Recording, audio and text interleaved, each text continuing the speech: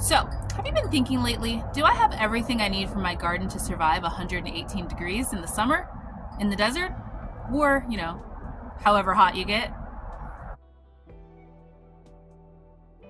Hi everyone, welcome back to my channel. I'm Shamira Benson, one part of Team Benson, and I'm here to talk to you and give you hope when it comes to gardening in the desert in the hot sun. And even if you're not in the desert and it still gets hot where you are, or if it's getting warmer where you are, I'm going to give you guys some tips on how to get your garden to survive. So first tip number one is going to be shade cloth. Now I'm going to put up a picture of shade cloth because I don't have any out right now. Mine's all packed away because it's not hot enough for me to have it out. But you want to have some 40% shade cloth, anywhere between 30 to 40%. You can get it on Amazon. Sometimes you can find it in like nurseries, but it's becoming harder and harder to find because more people are starting to need it since they're having more hot spells during the summer and they're trying to get their vegetables through the summer. But shade cloth is a game changer for us desert gardeners. It has helped my garden survive so many different hot temperatures. In fact, have you ever thought, what are those wooden structures in her garden? That one's currently covered by a tomato. But it is to hold my shade cloth. My husband built it for me. They perfectly hold the shade cloth on top so that then it just covers everything that will be growing below it.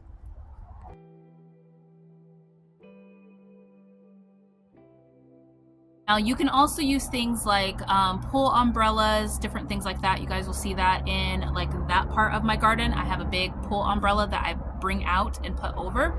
But shade cloth is pretty much the thing that I just cover my entire garden in, and it makes it work. So tip number two is going to be a constant little water supply.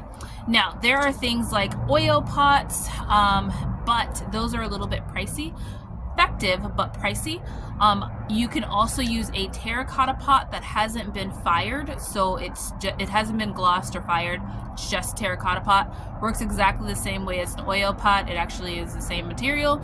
Basically you just bury that down in your ground, put some water in it, and there you go. I will link an oil pot too, just in case you are wanting to get those.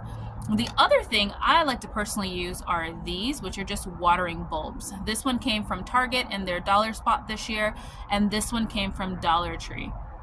Basically all I do is I just fill these with water, stick them in all of my pots at the base of my plants, like even the ones that are in beds, and it just adds a constant flow of water to it as the plant needs it.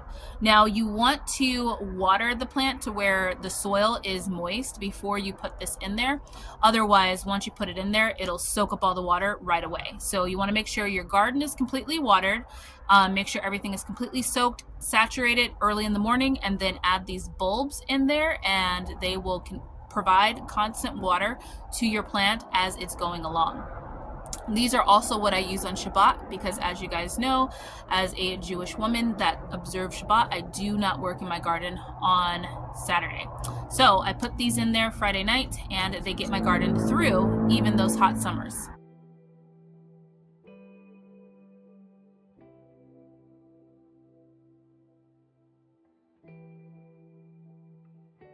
Now the next tip number three, is going to be to plant summer vegetables that can take some heat. Now, I get all the time, are you going to be covering those greens? Are you going to be covering those celeries? All of that? No, I'm not going to be covering any of those because those will not be in my garden when it's 118. But what will be in my garden are going to be things like Armenian cucumbers that don't even need shade cloth. They're actually going to be providing shade for my garden, which we'll talk about next. And there's also things like amaranth that is basically, it's also known as Chinese multicolored spinach. And that is a grain that you can also use the leaves as like a spinach, so it can give us that vitamin K that we need.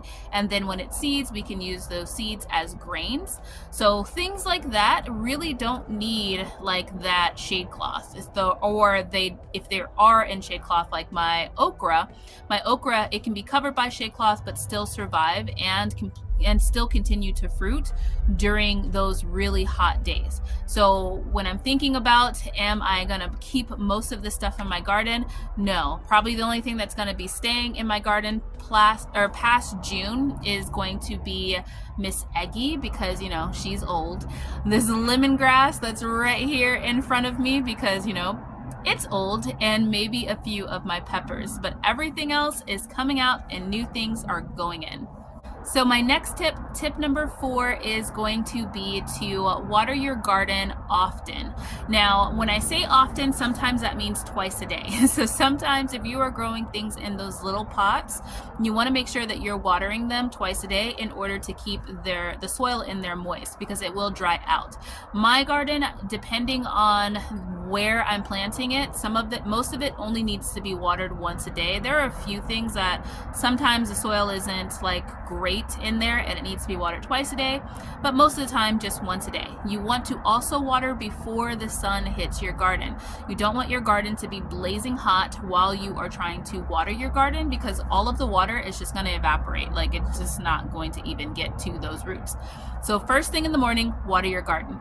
Yes, this is problematic when it is 103 at, I don't know, 2 a.m. But as long as the sun's not hitting it, it's not going to evaporate as much. So just make sure you are watering your garden first thing in the morning. Now, tip number 5 is going to be to have your garden grow in layers. So guys, this is what I mean by growing your garden in layers. I have these arches that are going to go over my shade cloth, so they will go taller than the shade cloth. The shade cloth will be underneath them, and then I will have things that might be a little bit more sensitive, like squash, different types of cucumbers that will grow underneath it. That'll give them not only the shade cloth, but it also give them the covering of the Armenian cucumber that will be replacing this big giant tomato. So just like the tomato provides a lot of warmth for this part during the winter, the Armenian cucumber will provide shade for this part during the summer. So I hope that this video was helpful for you guys. I hope that you are not scared of growing in these hot temperatures. You totally got that. Just don't plant things that are going to bolt, like lettuce. Your lettuce season is done, guys. You'll have it again in the fall. But until next time, make sure you guys are growing yourselves a garden, because even a small space can provide you with tons of food. Bye, guys.